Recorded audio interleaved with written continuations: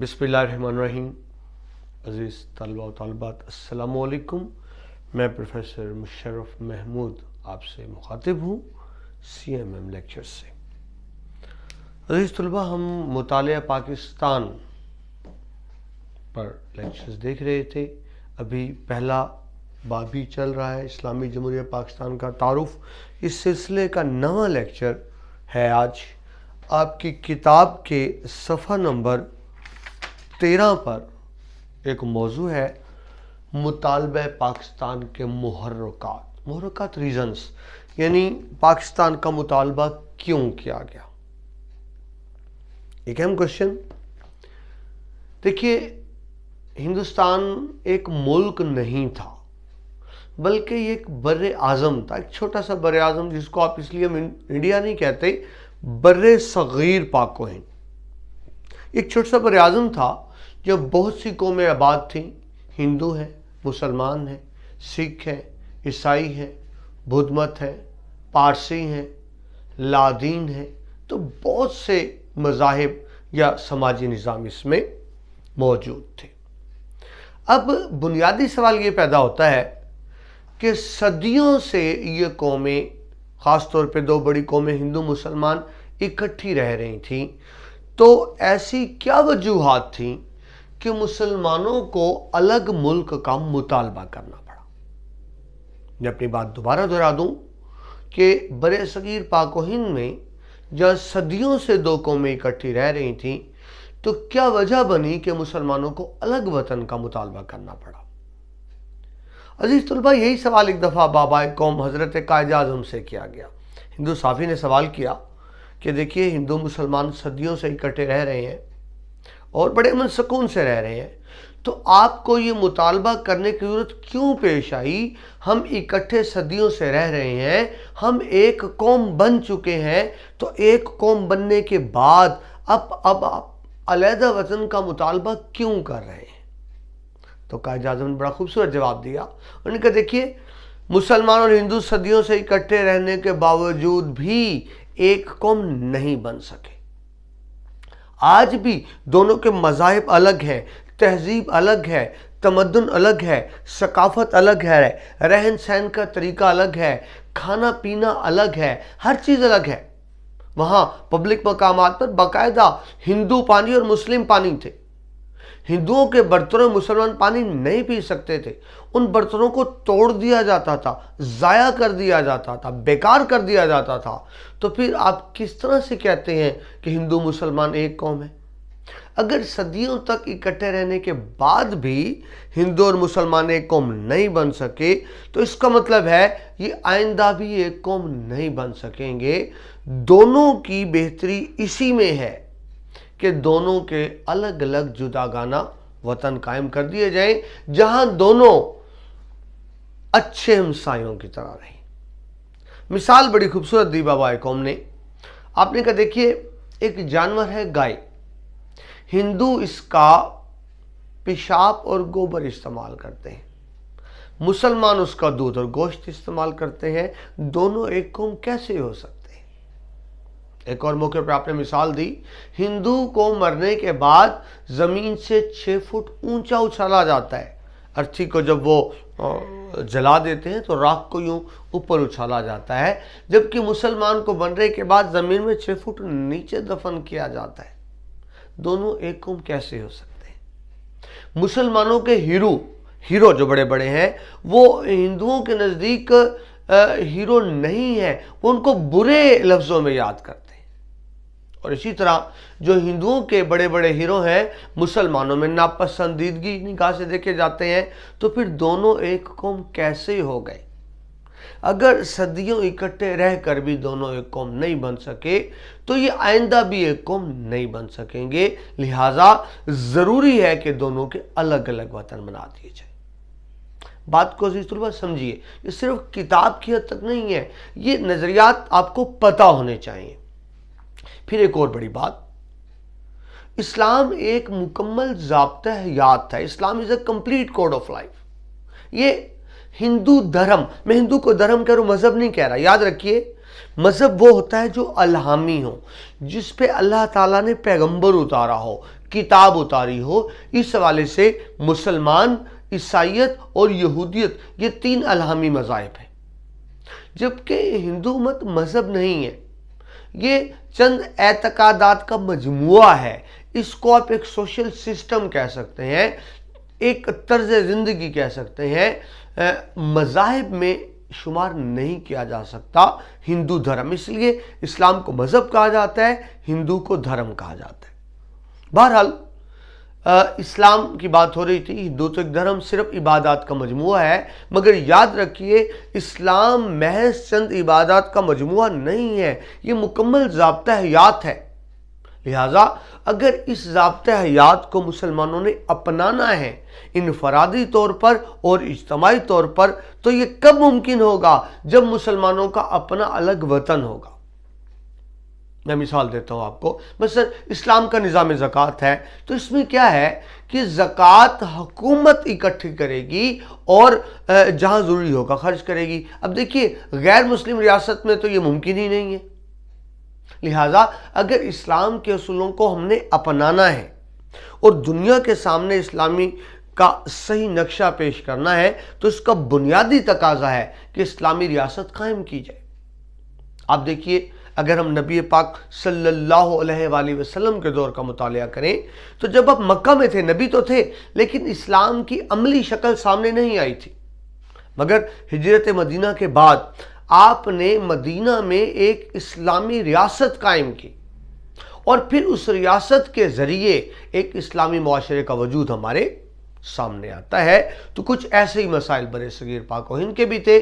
یہاں مسلمانوں کی تہذیب، ثقافت کو، جان کو، عزت کو، مال کو خطرہ تھا، اور اس کا ایک ہی حل تھا کہ مسلمانوں کا الگ جداگانہ وطن بنا دیا جائے۔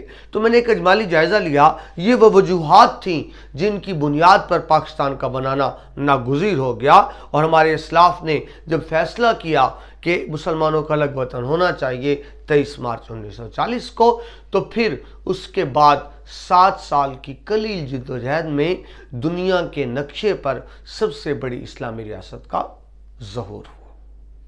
یہ تو عزیز طلبہ ایک ہم نے اجمالی جائزہ لیا۔ اب آپ کی کتاب کا اگر ہم صفحہ نمبر 13 کا مطالعہ کریں تو اس میں 6 محرکات یا وجوہات بیان کی گئی ہیں۔ میں نے ایک وجہ کا اضافہ کر کے اس کو 7 کر دیا۔ تو صفحہ نمبر 13 میں پہلی وجہ کیا بتائی گئی؟ فرقہ وارانہ فسادات۔ فرقہ کہتے ہیں نسل قبیلے کو۔ ابھی آپ سے میں نے عرض کی کہ مسلمان ہندو دو بڑے معاشرے تھے، تو شدت پسند ہندو انتہا پسند تنظیمیں موجود تھیں۔ برِ صغیر پاک و ہند میں نام لکھے، ہندو سبھا ایک تنظیم تھی، آریہ سماج ایک تنظیم تھی، شودی تھی، سنگٹن تھا، اور ایسے بے شمار تنظیمیں تھیں۔ ان انتہا پسند تنظیموں کا مقصد کیا تھا کہ ہندوستان میں ہندو ہی غالب رہیں، بلکہ صرف ہندو ہی موجود رہیں، اور ہندو کے علاوہ باقی اقوام کو دوغلا پھسلا کر، دھمکی دے کر، لالچ دے کر، ترغیب دے کر ہندو بنا لیا جائے، اور اگر دیگر اقوام ہندو نہیں ہوتی تو پھر ان کو ہندوستان سے بزور طاقت نکال دیا جائے۔ وہ سمجھتے تھے صرف ہندو پاک ہیں، باقی قومیں ناپاک ہیں، لہذا ہندوستان پہ صرف ہندوؤں کا حق ہے۔ عزیز طلبہ یہ بھی ذہن میں رکھیں، اسلام اور ہندو مت کا اگر میں مقابلہ کروں تو دیکھیے اسلام میں 2 بنیادی اعتقادات ہیں جو ان 2 بنیادی چیزوں پہ یقین رکھے مسلمان ہے۔ مسلمان کا یقین ہے کہ اللہ تعالیٰ کی ذات ایک واحد برتر ہے، اور دوسری بات نبی پاک مصطفیٰ صلی اللہ علیہ وآلہ وسلم اللہ کے آخری نبی ہیں۔ جو ان 2 چیزوں پر یقین رکھتا ہو، لا الہ الا اللہ محمد رسول اللہ، تو مسلمان ہے۔ یہ 2 بنیادی اعتقادات ہیں۔ ایسے ہی ہندو دھرم میں بھی 2 بنیادی عقائد ہیں، دھرتی ماتا اور گاؤں ماتا۔ دھرتی ماتا یعنی ہندو سمجھتے ہیں دھرتی زمین ماں کا درجہ رکھتی ہے، اس طرح سے اپنی زمین سے عقیدت محبت کا اظہار کرتے ہیں ہندو۔ اور دوسرا گاؤں ماتا، وہ گائے کو بھی ماں کا درجہ دیتے ہیں۔ لہٰذا ہندو سمجھتے تھے ہندوستان ہندوؤں کی زمین ہے، دھرتی ماتا ہے، اور یہ پاک کب ہوگی؟ جب صرف ہندو ہوں گے، باقیوں کو یہاں سے نکال دیا جائے۔ اس کے لیے تحریکیں چلی، اس تحریک نے بہت سے اقدامات اعلانیہ بھی کیے اور بہت سے اقدامات خفیہ طور پہ بھی کیے، اور بڑے منظم انداز میں مسلمانوں کو قتل عام کرایا گیا، مسلمانوں پہ تشدد کیا گیا، مار کٹائی کی گئی، زخمی کیے گئے، لاپتہ کیے گئے، قتل عام کیا گیا، مسلمانوں کی جانوں کو لوٹا گیا، مالوں کو لوٹا گیا، عزتوں کو لوٹا گیا۔ مقصد کیا تھا؟ مسلمانوں پر اس قدر دباؤ ڈالا جائے کہ یا تو وہ ہندو ہو جائے یا ہندوستان چھوڑ دیں۔ اب ایسی صورتحال میں مسلمانوں کے پاس کوئی اور ذریعہ نہیں تھا اپنے حقوق کے تحفظ کا، سوائے اس کے کہ اپنے لیے الگ وطن کا مطالبہ کرتے۔ ہندو، میں نے بھی آپ سے عرض کی، ہندو سمجھتے تھے کہ ہندو صرف ہندوؤں کا ملک ہے، رام راج، کہ ہندوستان میں صرف رام راج ہونا چاہیے، اس کے لیے جو کچھ بھی کیا جائے، تشدد کیا جائے، درست کیا جائے، غلط کیا جائے، دباؤ دیا جائے، دھمکی کی جائے، قتل کیا جائے، رام راج کے لیے وہ سب کچھ کرنے کو تیار تھے، اور اس کا مطلب سیدھا سیدھا مسلمانوں کے لیے موت کا پیغام تھا۔ پھر انہوں نے ایک اور بات کی کہ اردو کی بجائے ہندی رسم الخط، جس کو دیوناگری کہتے ہیں، اس کو نافذ کیا جائے اور طاقت کے زور پہ نافذ کیا جائے۔ لہذا مسلمانوں کو اپنی جان، مال، عزت، اپنی زبان، اپنی تہذیب بچانے کے لیے ضروری تھا کہ وہ ایک الگ وطن کا مطالبہ کرتے۔ متحدہ ہندوستان میں، بر صغیر پاک و ہند میں مسلمانوں کے لیے ممکن نہیں تھا کہ وہ اسلام کے مطابق زندگی گزارتے۔ تو یہ بنیادی وجہ تھی فرقہ وارانہ فسادات جو ہندوؤں کی طرف سے کیے گئے، اور اس میں انہوں نے سکھوں کو ساتھ ملا لیا، سو مسلمانوں کے لیے کوئی دوسرا راستہ نہیں بچا۔ دوسری وجہ معاشرتی حالات۔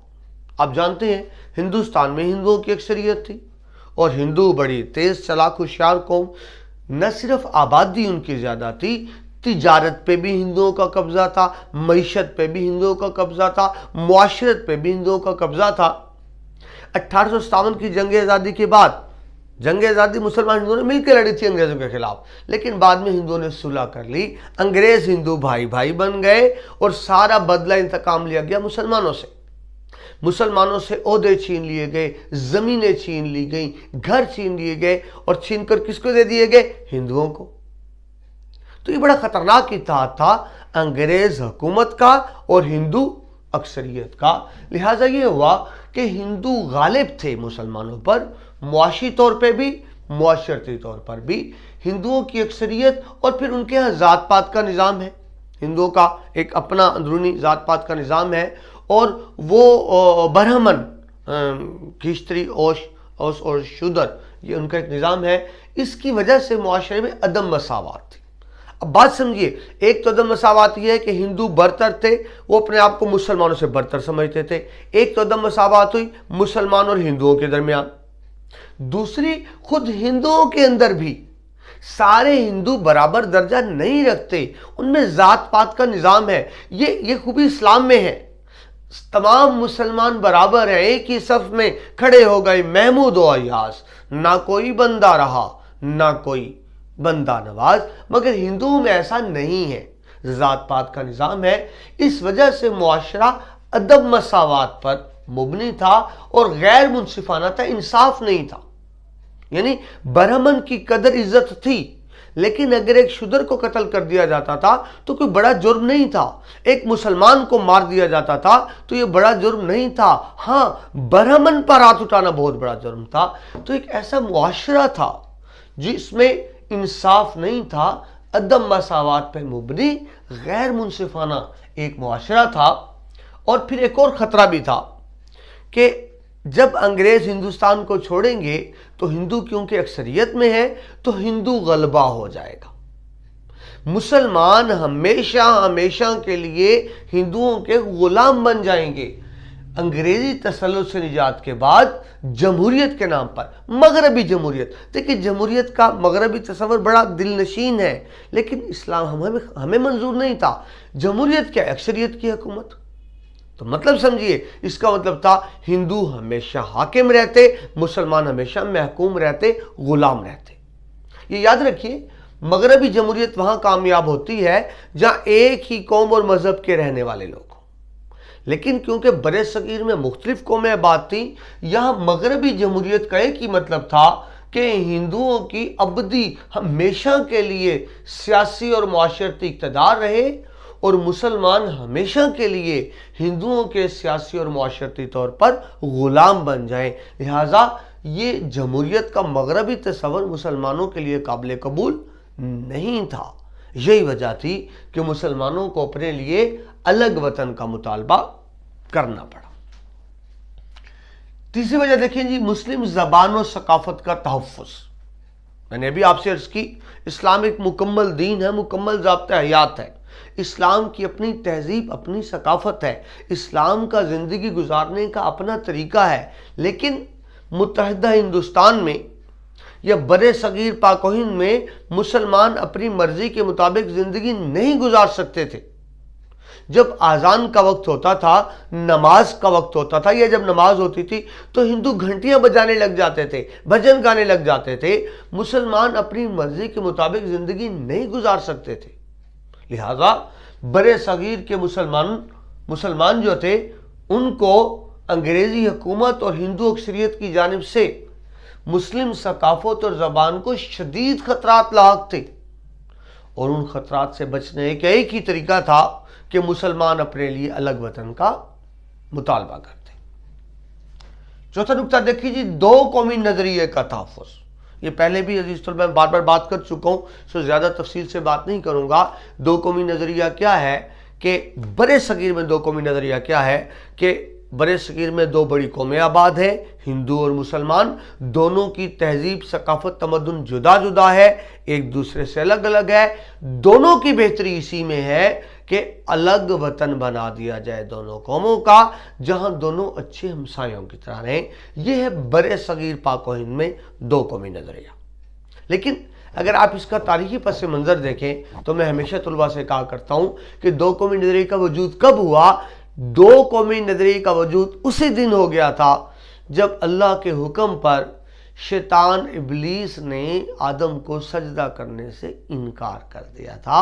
تو عزیز طلباء، اسی دن دو قومی نظریہ وجود میں آ گیا تھا۔ ابلیس کے انکار سے پہلے تو سب اللہ کو ماننے والے تھے، یعنی حزب اللہ، اللہ کی جماعت تھے۔ لیکن ابلیس کے انکار سے کیا ہوا؟ دو گروپ الگ الگ بن گئے، حزب اللہ اور حزب مخالف، اللہ کو ماننے والے، اللہ کو نہ ماننے والے۔ تو وہ دو قومی نظریے کی ابتدا تھی۔ مگر برے صغیر میں دو قومی نظریہ کیا تھا کہ ہندو اور مسلمان دو الگ الگ قومیں ہیں، دونوں کی بہتری اسی میں ہے کہ الگ وطن بنایا جائے۔ دو قومی نظریہ وہ وجہ بنا قیام پاکستان کی۔ یہی وجہ ہے کہ ذہن میں رکھیے، اس دو قومی نظریے کی بنیاد پر پاکستان بنا۔ پاکستان دنیا کی پہلی نظریاتی مملکت ہے جو کسی نظریے کی بنیاد پر وجود میں آئی۔ اس سے پہلے آج تک دنیا میں کوئی بھی ملک نظریے کی بنیاد پر نہیں بنا تھا۔ ہاں، پاکستان کے بعد ایک اور ملک بنا ہے، اسرائیل، یہودی نظریے کی بنیاد پر۔ تو یہ دنیا میں دو ہی ملک ہیں جو نظریے کی بنیاد پر ہیں۔ بقول شاعر، پاکستان نظریہ بھی، پاکستان یقین بھی ہے، پاکستان عقیدہ بھی، پاکستان زمین بھی ہے۔ یہ وہ نظریہ ہے جو یقین میں تبدیل ہوا، یہ وہ عقیدہ ہے جو دنیا کے نقشے پر ایک عظیم ملک کی شکل میں ابھرا۔ تو نکتہ کیا ہے جی؟ اسلام ایک مکمل ضابطۂ حیات ہونے کے حوالے سے اسلام کا اپنا مکمل سیاسی نظام ہے، معاشی نظام ہے، معاشرتی نظام ہے۔ لہذا مسلمانوں کے جداگانہ تشخص یعنی آئیڈینٹی کی حفاظت کے لیے اور اسلام کے مکمل عملی نفاذ کے لیے اسلامی ریاست کا قیام ناگزیر ہے، یعنی ضروری ہے۔ ایک آزاد اسلامی ریاست قائم کیے بغیر ہم اسلام کے اصولوں کو زندگی میں برت نہیں سکتے۔ اگلا نکتہ دیکھیں جی، کانگریسی وزارتیں۔ انگریزوں نے جو آخری ایکٹ دی 1935 کا ایکٹ نافذ ہوا انڈیا میں، انڈیا ایکٹ 1935، جو پاکستان کا پہلا آئین بھی رہا 9 سال تک۔ اس کے مطابق 1937 میں الیکشن ہوئے۔ یہ وقت تھی جب مسلم لیگ متحد نہیں تھی، تو کانگریس جیت گئی 6 صوبوں میں۔ تو 6 صوبوں میں کانگریس کی حکومت بنی اور بعد میں 2 اور صوبوں میں بھی انہوں نے بنا لی۔ تو 2 سال تک 1937 سے 1939 تک بر صغیر میں کانگریسی وزارتیں بنی، یعنی ہندوؤں نے، کانگریس نے حکومت بنا لی۔ یہ مسلمانوں پہ بہت مشکل وقت تھا۔ جب انگریزوں کو کہتے ہیں کسی کی حقیقت کا کب پتہ چلتا ہے؟ جب اس کو طاقت اور اقتدار ملتا ہے۔ جب ہندوؤں کو طاقت اور اقتدار ملا تو ان کا گھنونا چہرہ سامنے آ گیا، بے نقاب ہو گیا۔ وہ ہندو جو کہا کرتے تھے ہندو مسلم بھائی بھائی، جب ان کو حکومت ملی تو وہ بھائی والا روپ ختم ہو گیا۔ اب مسلمانوں کو بزور ہندو بنانے کی عملی کوشش شروع ہو گئی۔ گاندھی کی مورتی رکھی جاتی تھی، مسلمانوں کو مجبور کیا جاتا تھا کہ اس کے آگے جھکیں، اس کو سجدہ کریں، ورنہ ان کو تعلیمی اداروں سے نکال دیا جاتا تھا۔ ہندوؤں کا ایک ترانہ بندے ماترم گایا جاتا تھا اس وقت بھی، اس میں سیدھی سیدھی مسلمانوں کو گالیاں دی جاتی تھیں، لیکن مسلمان طلباء کے لیے ضروری تھا کہ اس ترانے کو گائیں۔ اس طرح نقصان کیا ہوا؟ مسلمانوں کا جینا اجیرن ہوا، لیکن عزیز طلباء اس کا فائدہ بھی ہوا۔ فائدہ کیا ہوا؟ ہندوؤں کا اصل چہرہ سامنے آ گیا۔ وہ مسلمان جو ہندوؤں کو اپنا بھائی سمجھتے تھے، مخلص سمجھتے تھے، ان کو پتہ چل گیا کہ کانگریس صرف ہندوؤں کے مفاد کے لیے کام کرے گی۔ کانگریس کا دعویٰ کیا تھا کہ وہ ہندو مسلمان سکھ سب کی ترجمانی کرتے ہیں، لیکن دراصل وہ صرف ہندوؤں کے مفاد کے لیے کام کر رہی تھی۔ نتیجہ یہ ہوا کہ اس الیکشن کے بعد جب دوبارہ الیکشن ہوئے 1945-46 میں، تو اب مسلم لیگ کانگریس کے فریب میں نہ آئی اور مسلم لیگ بھاری اکثریت سے کامیاب ہو گئی، جس کے نتیجے میں پاکستان بنا۔ اگر 1937 سے 39 تک کانگریس کو وزارتیں نہ ملتی تو شاید اب بھی مسلمان ہندوؤں کے فریب میں رہتے۔ ایک دلچسپ بات سمجھے، 1939 میں گاندھی نے انگریزوں پہ دباؤ ڈالنے کے لیے دھمکی دی کہ ہم استعفیٰ دے دیں گے، دھمکی کے طور پہ استعفے دیے۔ ان کا خیال تھا انگریز حکومت استعفے منظور نہیں کرے گی، لیکن انگریز حکومت نے فوراً ان استعفوں کو منظور کر لیا، اور اس طرح 2 سال بعد ہی حکومت ختم ہو گئی، اور قائد اعظم نے اعلان کیا کہ مسلمان اس کو یوم نجات کے طور پہ منائیں، کہ مسلمان اس ذلت اور رسوائی سے نکلے۔ لیکن فائدہ بہرحال ہوا کہ ہندوؤں کا اصل چہرہ سامنے آ گیا۔ لہٰذا مسلمانوں کے حقوق کے تحفظ کے لیے آزاد اور خود مختار اسلامی ریاست کا قیام ضروری سمجھا جانے لگا، اور یہی وجہ بنی کہ مطالبہ پاکستان پیش کیا گیا۔ چھٹا اور آخری نقطہ آپ کی کتاب میں جو اگلے صفحے نمبر 14 پر دیا گیا ہے، اسلامی نظام کا نفاذ ہے۔ پہلی بات کر چکا ہوں کہ اسلام پہ عملاً زندگی میں نافذ کرنے کے لیے اور اسلام کی عملی شکل دنیا کے سامنے پیش کرنے کے لیے ضرورت ہے کہ اسلامی ریاست ہو۔ ایک مرتبہ بابائے قوم نے بھی فرمایا کہ ہم پاکستان اس لیے نہیں حاصل کرنا چاہتے کہ ہم ہندوؤں یا سکھوں سے تنگ ہیں، الگ ہونا چاہتے ہیں۔ وہ بات تھی، لیکن اصل بات یہ ہے کہ اسلام کا بنیادی تقاضا ہے کہ الگ اسلامی ریاست ہو۔ اس کی وجہ ہندو یا انگریز نہیں ہے، اسلام مسلمان سے تقاضا کرتا ہے کہ وہ الگ اسلامی حکومت ہو، تاکہ اسلام کو عملی طور پر پیش کیا جا سکے، اسلام کے ذریعے اصولوں کے مطابق زندگی گزارنے اور اسلامی طرز حیات کا عملی مجسمہ دنیا کے سامنے پیش کرنے کے لیے بر صغیر کے مسلم اکثریت علاقوں پر مشتمل اسلامی ریاست کا قیام تقاضۂ وقت تھا۔ وقت کا تقاضا تھا کہ اسلامی ریاست کو قائم کیا جاتا۔ عزیز طلباء، آپ کی کتاب میں یہ 6 نکات دیے ہیں، 7واں میں نے اپنے سے لکھ دیا، تقسیم بنگال۔ بنگال ایک بہت بڑا صوبہ تھا۔ انگریز حکمرانوں نے انتظامی طور پر اس کو 2 صوبوں میں تقسیم کر دیا، مشرقی بنگال اور مغربی بنگال۔ اتفاق سے مشرقی بنگال ایک ایسا صوبہ بن گیا جب مسلمانوں کی اکثریت ہو گئی۔ ہندوؤں کو یہ قابل قبول نہیں تھا۔ اب دیکھیے، اس میں ہندوؤں کو نقصان کچھ نہیں تھا، مگر کیا کیا جائے، ہندو مسلمان کے فائدے کو ہی اپنا نقصان سمجھتے تھے، لہذا انہوں نے بھرپور تحریک شروع کی تقسیم بنگال کے خلاف، اور 6 سال بعد تحریک کامیاب بھی ہوئی ہندوؤں کی۔ 1905 میں جو انگریزوں نے تقسیم بنگال کی، 1911 میں اس کو منسوخ کر دیا۔ اس سے مسلمانوں میں عدم تحفظ کا احساس ہوا کہ ہندو ایک چھوٹے سے مسلم اکثریتی صوبے کو برداشت نہیں کر رہے، اور جب انگریز چلے جائیں گے تو یہ مسلمانوں کو کیسے برداشت کریں گے، ہمارے حقوق کا تحفظ کیسے ہوگا۔ مسلمانوں کو یقین ہو گیا تقسیم بنگال کے خلاف ہندوؤں کے تحریک سے کہ ہمارے مفادات کا تحفظ ہندوؤں کے ہاتھوں نہیں ہو سکتا. اگر ہم نے اپنے مفادات کا تحفظ کرنا ہے تو الگ اسلامی ریاست کا وجود ناگزیر ہے.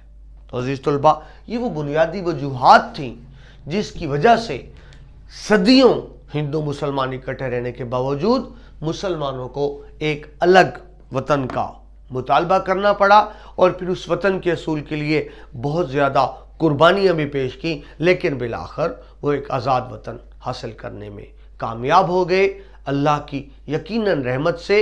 اور اس کے بعد مسلمانوں کی کوششوں سے ہمارا وطن، ہمارا پیارا وطن پاکستان بنا. اللہ ہمارے پاکستان کو ہمیشہ قائم و دائم رکھے، آمین. پروفیسر مشرف محمود کو اجازت دیجیے. اللہ حافظ.